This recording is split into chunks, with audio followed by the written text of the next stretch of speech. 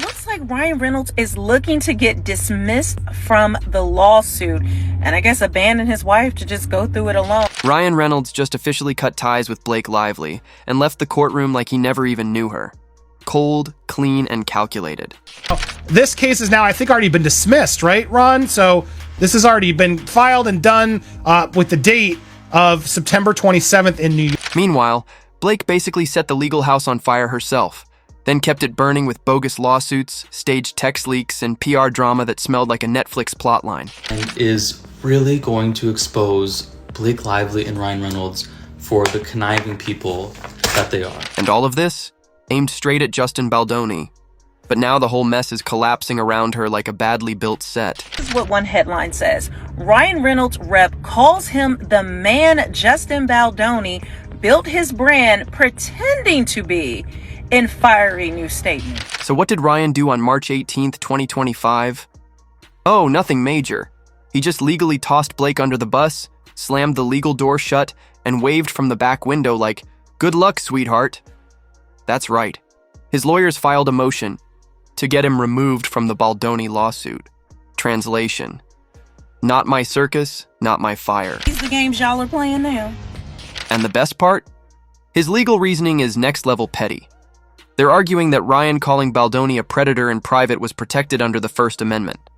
Not defamation, just freedom of spicy speech. His legal team filed a motion to dismiss Baldoni's complaint against the actor, arguing that It Ends With Us director-actor's claims have no merit, as the lawsuit focuses on Reynolds allegedly calling Baldoni, 41, a predator. You know, free speech, but weaponized with legal glitter.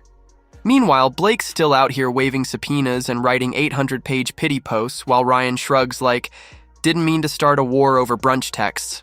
According to Reynolds' attorneys, Mike Gottlieb and Ezra Hudson, that doesn't legally qualify as defamation. But oh, it gets juicier. His legal team even side-eyed us, the public.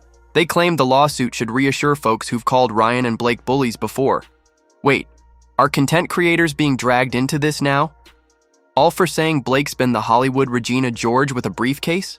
Mr. Reynolds has a First Amendment right to express his opinion of Mr. Baldoni, which should be comforting to a group of people who have repeatedly called Miss Lively and Mr. Reynolds bullies. And then there's that cartoon disaster.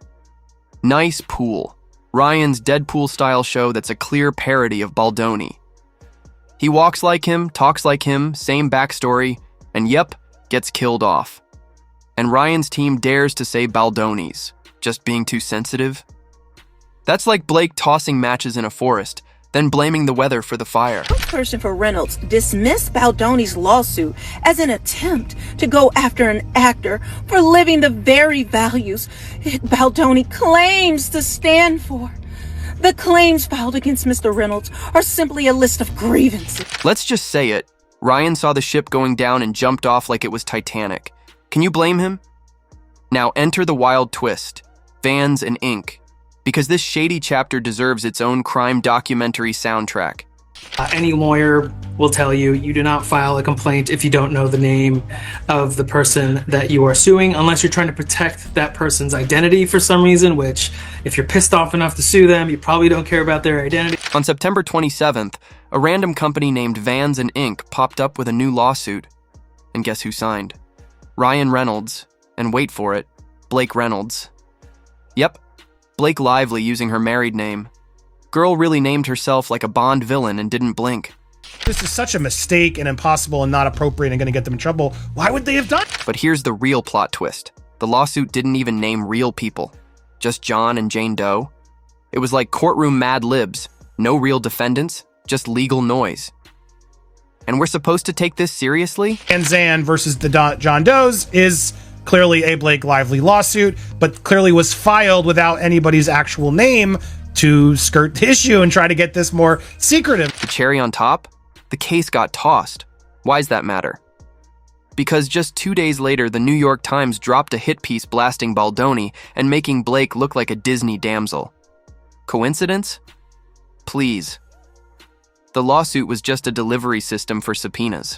Be an abusive process, and we intend to take all action allowable under the law, as you're saying, echoing what you're saying. This wasn't about justice. It was a PR stunt in legal drag. A fake lawsuit used just long enough to grab private messages. And let's not forget, it never once mentioned sexual harassment. That was never the goal. Digging up texts, that was the goal. Use misinformation and disinformation, which I've kind of started to realize that people love to use that when they just don't have a proper argument that they can articulate. Which brings us to the wildest chapter yet, Subpoena Gate. Buckle in. Allegedly, Blake's PR bestie Stephanie Jones got access to Jennifer Al's phone using Cellbrite, the same high-tech tool used in criminal probes. This isn't your mom's group chat backup tool. Entire thing that started this lawsuit and the explosive text messages that were included in the original New York Times article were text messages that were stolen off the phone of Jennifer Abel by her employer named Stephanie Jones. So what did she do? She allegedly pulled texts between Jennifer Al and Melissa Nathan, two women she personally couldn't stand. And instead of calling a lawyer, she sent the dirt to Blake's PR team, before a case was even filed. Zero legal standing.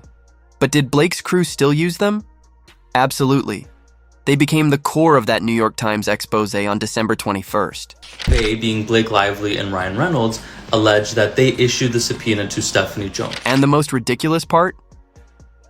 Once they realized those texts couldn't legally be used, they allegedly drafted a fake subpoena after the fact. That's like robbing a bank, then walking in the next day with a forged withdrawal slip. If even half of this is true, we're not talking scandal, we're talking felony. Blake might trade her red carpet for courtroom beige real soon. Her pet project that she started because of her racism, and I think that's going to her plantation wedding. We know about how she donated this money. So here's the circus tent wrap-up. Ryan's piecing out, Blake's throwing around fake lawsuits, and someone allegedly used FBI-level phone tech to dig up drama like it's 2006 all over again. But now there's millions on the line, and someone called in Eric Binder. Is Eric Binder the agent that represents Van Zandt Inc., which we know about that lawsuit, the sham lawsuit and all of that? Binder isn't just your neighborhood accountant. He's the fixer, the guy you call when secrets need hiding behind a clean website and a P.O. box. LLC laundromat extraordinaire, from CPA to cloak and dagger partner, the fixer behind the filing cabinet. He's registered to all the key players, Vans and Inc., Ryan's Maximum Effort, and Blake's questionable nonprofit, Give Lively. That alone should set off more alarms than Ryan's own ego. Right after the California Civil Rights Department filing dropped, and just as the New York Times ran its Hollywood hit piece, Binder quietly exited stage left and poof, resurfaced as a partner at ML Management Partners. Binder supposedly joined ML Management in January 2025. But wait, his last firm says he left in February 2025.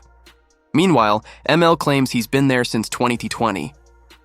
So, is he a time traveler, or are we watching a cover-up in real time? Or he was with ML Management that he just joined in January of this year, but then going back years, he's registered with, he uses the ML Management address in New York. Now let's talk addresses.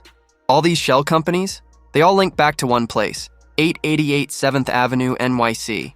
It might as well have a sign that says, Blake's PR Cleanup Shop. Plank, then Vision PR, which is Leslie Sloan's company. And if you Google Ryan Reynolds and ML Management, nothing. No site, no team, no record. But somehow they're filing statements under his name. So either Ryan's invisible or someone's scrubbing records like it's a mob front. Mr. Baldoni has built his brand pretending to be a man who is confident enough to listen to the women in his life. The statement reads. Binder's official title? Managing what the light doesn't touch. Translation? He hides rich people's messes, and this is the guy behind a non-profit and a marketing brand? Girl, please. This is legal theater, not a bake sale. Binder was the registered agent for Van Zandt Inc., the ghost company used to subpoena a private phone under a sham lawsuit and unlawfully. or how he also handled filings for Liz Plank LLC, whose LLC address is the same as Maximum Effort. And speaking of binders, let's welcome Allison Binder, registered agent for Colleen Hoover's film company, Heartbones Entertainment. She's a legal powerhouse from Beverly Hills, a place where NDAs get signed quicker than celebrity selfies. Take note, who is the registered agent there? Allison Binder.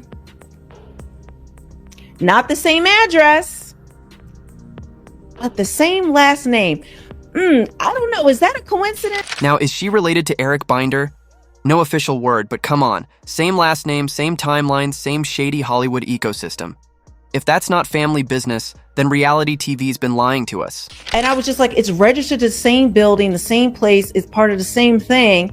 And it's this big nonprofit charity website, but I did not have any ties to Blake Lively that I could find directly. Well, I did some more sleuthing, and we're going to cover that. And Colleen Hoover's ties to all this? They started before the lawsuit. Everyone thought she was just writing tearjerkers. Turns out she might have joined the script of a whole different drama.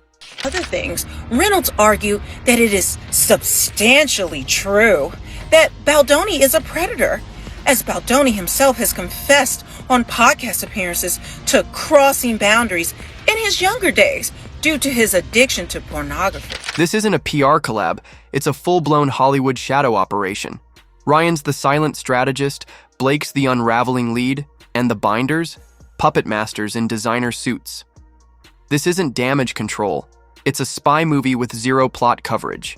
Or how Maximum Effort, Reynolds' prize baby, also lists Binder as its agent along with Give Lively, Blake's pet nonprofit that was a reaction to people calling her out on her racism. And now for the most absurd high school moment in all of this.